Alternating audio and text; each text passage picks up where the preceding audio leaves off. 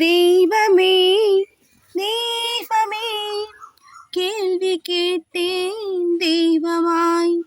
தாய் வந்தாள் என்னை அரவணைக்க, பசியுடன் அமர்ந்து சோர்ந்திருந்தேன். தெய்வமே தெய்வமே பெண்ணுருவில் அவள் உரைத்து நின்றாள். அவள் தெய்வமே என்று கண்ணுரைத்தேன். தெய்வமே தெய்வமே. எத்தனை பேருக்கு தெய்வம் இந்த மாதிரி பெண் உருவத்தில் வருவாங்க சொல்லுங்க. சமயபுரத்தில் அம்மா இல்லாதவங்களுக்குலாம் அம்மா கிடைப்பாங்களாம். நானே கேள்விப்படுவேன். என்னடா மனிதன் தெய்வ ரூபையான மனுஷ ரூபத்தில் நம்ம என்ன உறவுகள் கேட்டாலும் அந்த ஊரில் போனால் உறவுகள் கிடைக்குமா? அப்போ அந்த அம்மன் இவ்வளோ விளையாட்டு பண்ணுறாங்களா? ஆனால் நினச்சி பாருங்க, நம்ம பிரார்த்தனை பண்ணும்போது மனுஷங்க ரூபத்தில் தான் மனுஷங்க தான் ஓடி வந்து உதவி செய்கிறாங்க. அப்போ சாமி என்ன கொடுக்குது? எல்லாருக்குள்ளேயும் தெய்வம் இருக்குன்னு சொல்லுது. சரியா? அந்த ஃபியூ லைன்ஸ் அம்மனோட தாலாட்டு தான் நீங்கள் கேட்க போகிறீங்க. ஓகேவா? எனக்கு ஒரு சின்ன கொசுவை கூட கொள்ள பிடிக்காதுங்க. ஏன்னா அதுவும் இறைவனுடைய படைப்பு தானே. நம்மளை கடிச்சா கூட அப்படின்னு என்ன பண்ணுமா? பறந்து ஓடி போயிடும். செய்வீங்களா? யாருக்கும் தீங்கே தரக்கூடாதுன்னு வாழ்கிறாங்கள அவங்களாம் கஷ்டப்படுவாங்களாம். யார் சொன்னாங்க? எந்த கஷ்டம் வந்தாலும் சோதனைகளை ஈசன் படி கலக்கிறாருல்ல. நான் ஒரு கேள்வி கேட்டேன். ஒரு அப்பா இந்த திருச்சி ரயில்வே ஸ்டேஷன் முன்னாடி ரொம்ப பைத்தியக்காரனா பிச்சைக்கு உட்கார்ந்துருந்தாரு. எப்போவுமே அவருடைய சாப்பாடு என்ன தெரியுமா? எல்லாருக்கும் சாப்பாடு அடைக்கணும், படி அடைக்கணும். நான் தான் ஈசன் ஆகிட்டேன்னாரு. நான் என்ன சொன்னேன்? என்னப்பா சரி உங்கள் வசதியை பற்றி சொல்லுங்களேன்னு. நான் பெரிய பணக்காரன்னாரு. இப்போ ஏன் ரோட்டில் உட்காந்துருக்கீங்கண்ணே? என் 2 காலும் போச்சம்மான்னாரு. நீங்கள் அவ்வளோ பெரிய ஆளா? என்னுடைய அப்பா சிவபெருமானோட நீங்கள் பெரிய ஆளா அப்படின்னு சண்டை போட்டேன், தர்க்கம் பண்ண அவர்கிட்ட. அப்போ அவர் சொன்னார், நீ கேள்வி கேட்குறியா? நீ என்னோட காசிக்கு வரணும்னாரு. நான் சொன்னேன், வாங்கப்பா. அப்போ முதல்ல தர்க்கம் பண்ணிட்டாரு. என் முன்னாடி நிற்காத. நான் சொன்னேன், என் அப்பா சிவனே வந்து நின்னாலும் கேள்வி கேட்பேன். நான் உங்களை சாமின்னு ஏற்றுக்க முடியாது. என்ன போய் சொல்கிறீங்களா? யாருக்கிட்ட சாமி பேரை சொல்லி ஏமாத்துறீங்களா அப்படின்னு. அப்போ எனக்கு சுவாமி ஒரு விளையாட்டு பண்ணார். என்ன பண்ணார் தெரியுமா? அங்கே சாப்பாடு உள்ளவங்களுக்குலாம் அன்றைக்கி சாப்பாடு வரலை. ஓகேவா? இவர்கிட்ட நான் கேட்குறேன், நான் எந்த அடியாரையும் அவமதிக்கிறவ கிடையாதுப்பா. ஆனால் இவர் ஆணவத்தோடு தன்னை சிவன்னு சொல்கிறாரு. இன்றைக்கி ரோட்டில் உட்காந்துருக்கிறாரே, பாவம் இல்லையா? இது உங்களோட வேலையா எல்லாருக்கும் படி கலக்கிறது அப்படின்னு.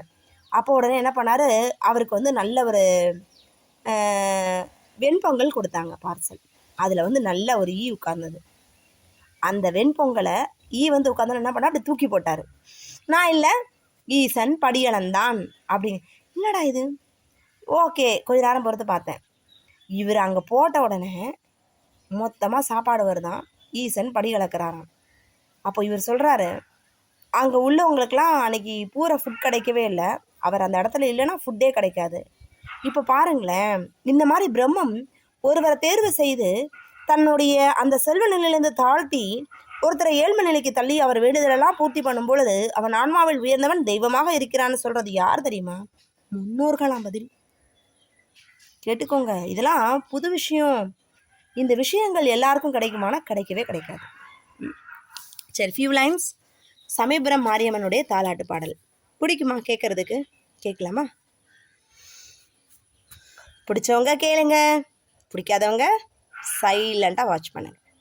ஆனால் இத்தனை பேர் பார்க்குறீங்களே, இப்போ வாட்ச் ஒரு லைக் கொடுக்கலாம்ல, ஒரு கமெண்ட் கொடுக்கலாம்ல. ஏன் அந்த புத்தி வர மாட்டேங்குது உங்களுக்கு? கொடுக்கணும்னு நினைங்க.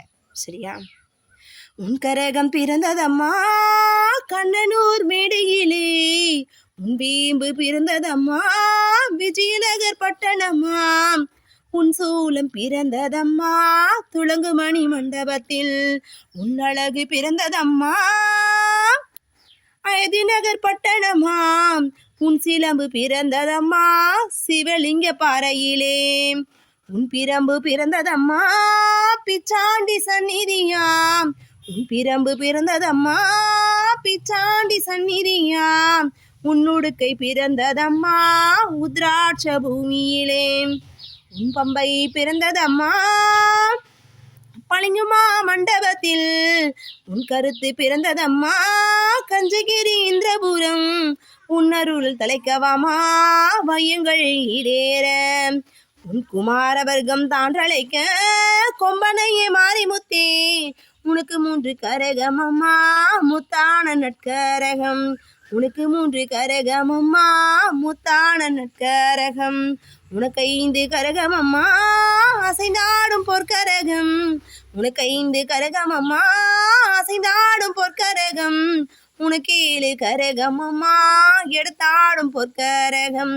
உனக்கு 10 கரகம் அம்மா பதிந்தாடும் பொற்கரகம்.